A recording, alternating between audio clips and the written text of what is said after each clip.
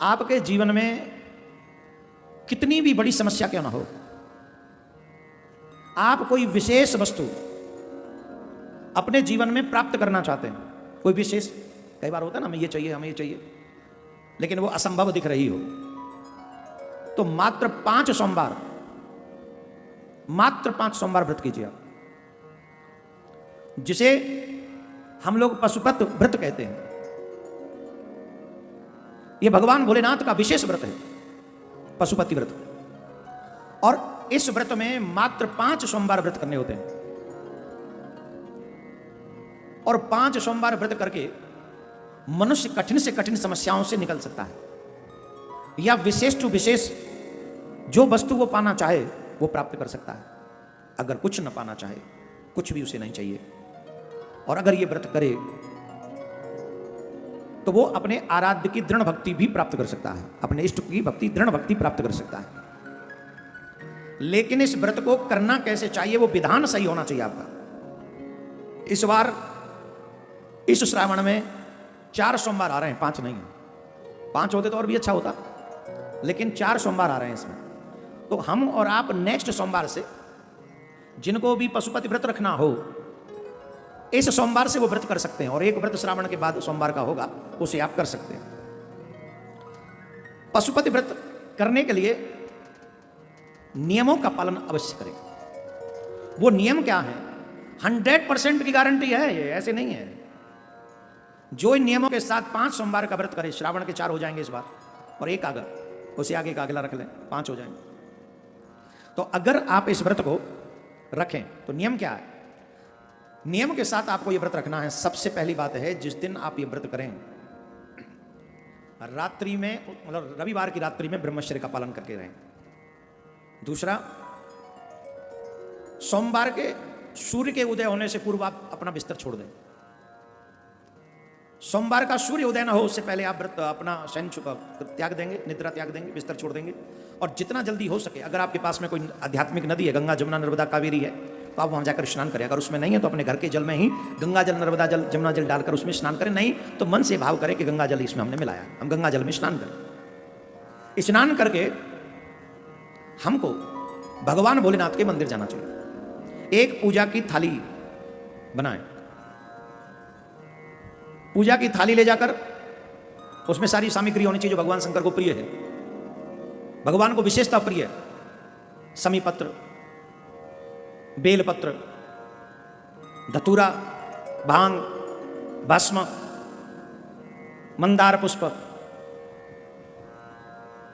पंचामृत, दूध, दही, शक्कर, शहद, घी, कोई मिष्ठान अपने घर से ही बनाए, ये ध्यान रखिए। तो सोमवार में ये प्रयास करें कि हम लोग अपने घर में ही मिठाई बनाएं, कोई भी मिष्ठान बनाएं और उसको थाली में रखकर ले जाएं। और ये सारी वस्तुएं ले जाकर भगवान के मंदिर में पहुंचे, शिव जी के मंदिर में पहुंचकर एक दीपक ले जाएं, सुबह दीपक जलाएं, पूजा करें। मिट्टी का दीपक हो या फिर मिट्टी का दीपक न मिले तो आटे के दीपक बना के भी ले जा सकते हैं।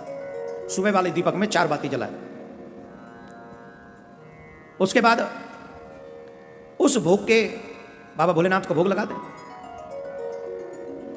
पूजा करें, अभिषेक करें, बेलपत्र चढ़ाएं, धतूरा चढ़ाएं, भांग चढ़ाएं, मंदार चढ़ाएं, सब चढ़ाएं। जो आपको मैंने बताई लिस्ट वो सब ले जाएं, वो सब बाबा को एक एक करके चढ़ाएं। कोशिश करें 108 बेलपत्र ले जाएं, जिसपे या तो नमः शिवाय लिखा हो या राम नाम लिखा हो। सोमवार को ऐसा मान्यता है कि बेलपत्र नहीं तोड़ना चाहिए, तो इसके लिए रविवार को ही शाम को तोड़ लें, सुबह उसका प्रक्षालन करके वो चढ़ाए जा सकते हैं। शाम को फिर पूजन करें प्रदोष के समय।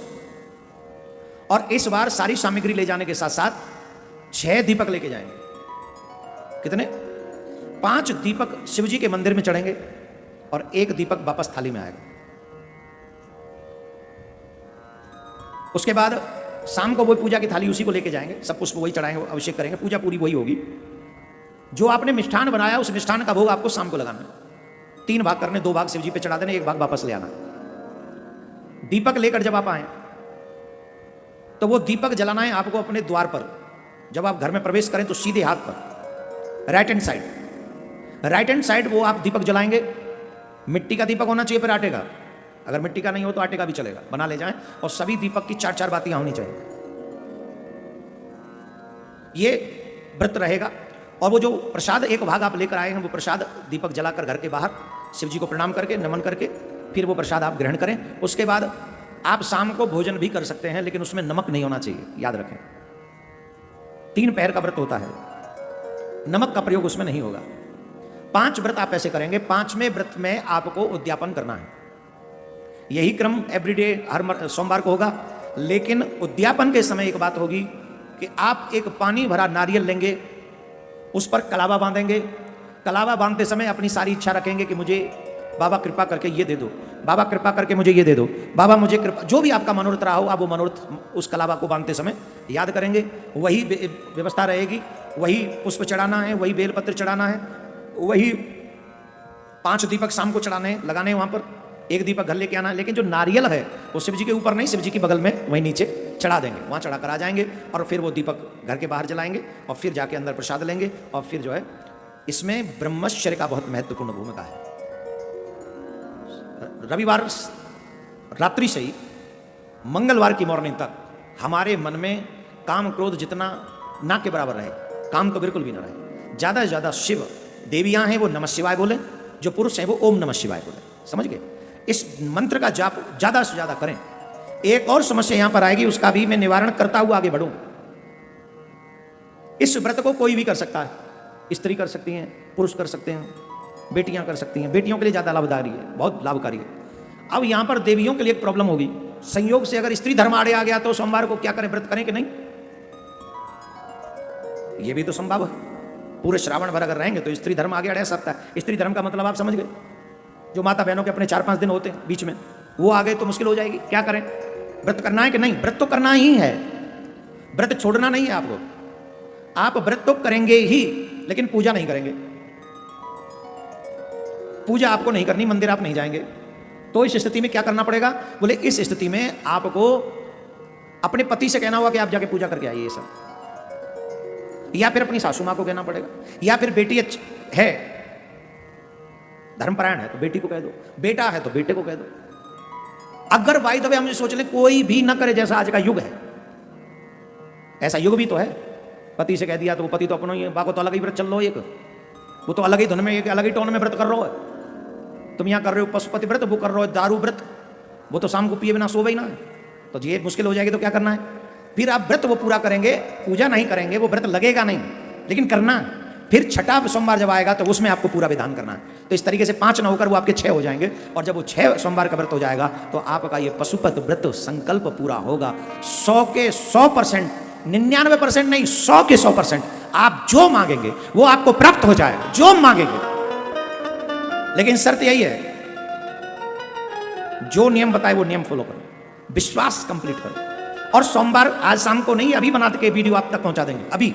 और जितने भी आपके लोग हैं, श्रावण के सोमवार से बढ़िया आपके पास कोई उत्तम व्यवस्था नहीं होगी कि हम इस व्रत को यहीं से शुरू करें।